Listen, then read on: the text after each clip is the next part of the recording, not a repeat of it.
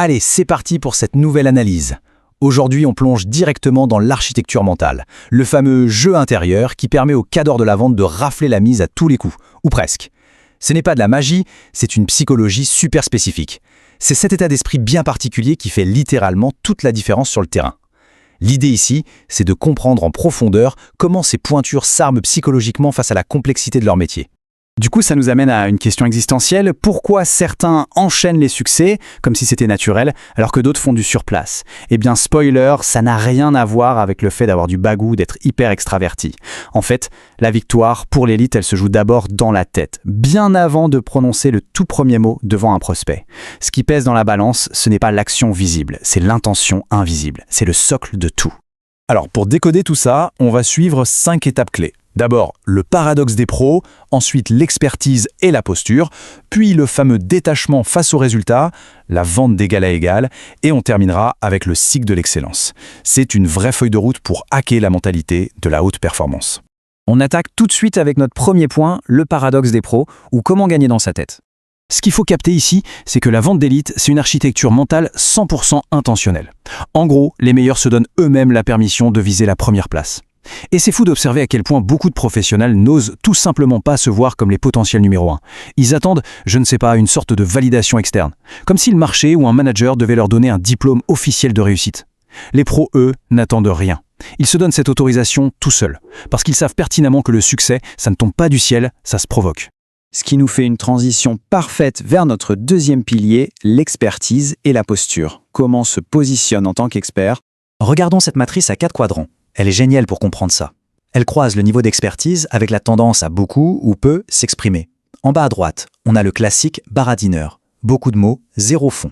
Ça, c'est le profil hyper dangereux parce qu'il explose la confiance d'un client exigeant en 2 minutes et paf, c'est le ghosting assuré. À l'opposé complet, en haut à droite, le Graal, le consultant commercial. C'est la personne qui maîtrise son sujet et sa communication. C'est exactement entre ses mains qu'on a envie de confier nos projets. Mais le vrai drame, il est souvent dans le quadrant en haut à gauche, le fameux syndrome de l'imposteur. On a affaire à des gens brillants, avec de fortes connaissances, mais qui n'ouvrent pas la bouche. Ce blocage psychologique est terrible. Pourtant, il y a un déclic mental super simple pour basculer vers le quadrant du consultant. Il faut juste réaliser un truc. On n'a absolument pas besoin de tout savoir sur tout. Il suffit d'en savoir un tout petit peu plus que la personne en face, ou d'avoir vu 2 ou 3 cas d'entreprise de plus qu'elle. C'est ce minuscule décalage d'expérience qui crée une légitimité instantanée. On passe au 3e pilier, le détachement face au résultat, ou comment gérer l'adversité sans y laisser des plumes. Et là, accrochez-vous parce que ce chiffre remet les pendules à l'heure, 30 à 35%. Les meilleurs professionnels du monde ne gagnent que 30 à 35% du temps. Autrement dit, ils se ramassent dans presque 2 tiers des cas. C'est énorme. L'échec n'est pas un bug dans le système, c'est la norme absolue. L'élite a complètement normalisé le rejet. C'est juste une des règles du jeu. Si on n'intègre pas que la défaite est statistiquement majoritaire, on explose en vol dans cet environnement, c'est sûr et certain. Du coup, leur arme secrète, c'est le détachement émotionnel. La définition est claire, c'est la capacité à s'investir à 200% dans la préparation, mais à s'en moquer royalement du résultat final. Évidemment qu'ils aiment gagner, mais surtout, perdre ne les détruit pas. Pas une seule minute n'est gaspillée à pleurnicher sur un deal raté.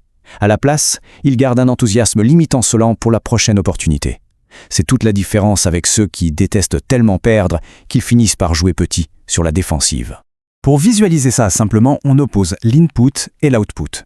Les pros sont des maniaques du contrôle sur l'input, la préparation, l'angle d'attaque, le choix des mots dans un email important. Mais attention, leur zone de contrôle s'arrête pile au moment où ils cliquent sur « Envoyer ». Le reste, l'output, la décision du client, c'est totalement hors de leur portée. En lâchant prise sur cet output incontrôlable, ils restent stoïques, de vrais murs de briques, même face à des prospects hyper agressifs ou intimidants. Ce qui nous amène directement au 4e pilier, vendre d'égal à égal, la vraie relation de pair à pair. Alors, si on adapte les positions de vie du psychiatre Eric Berne au monde des affaires, on voit tout de suite les pièges comportementaux. Si on se place en dessous de son interlocuteur, on joue la groupie, on dit amen à tout, on quémande l'attention, et finalement on perd absolument tout respect et tout levier de négociation. À l'inverse, si on se la joue supérieure avec arrogance, on devient le donneur de leçons qui asphyxie et agace tout le monde. Inutile de dire qu'aucun de ces 2 extrêmes ne mène au succès. Le sweet spot, l'état idéal, c'est d'incarner l'expert intéressant. C'est là qu'on crée une vraie dynamique de pair à pair. On a une haute estime de soi et une haute estime du prospect. Le top performer ose poser les questions qui grattent, il challenge les certitudes, mais il le fait toujours avec un respect total. Il refuse catégoriquement la complaisance. Et s'il peut agir comme ça, c'est parce qu'il sait que sa vision, construite en observant des dizaines de boîtes différentes, vaut de l'or pour un client qui a souvent la tête dans le guidon de sa propre entreprise. Un autre point fondamental, il filtre avant même d'essayer de convaincre. C'est un vrai go-no-go interne.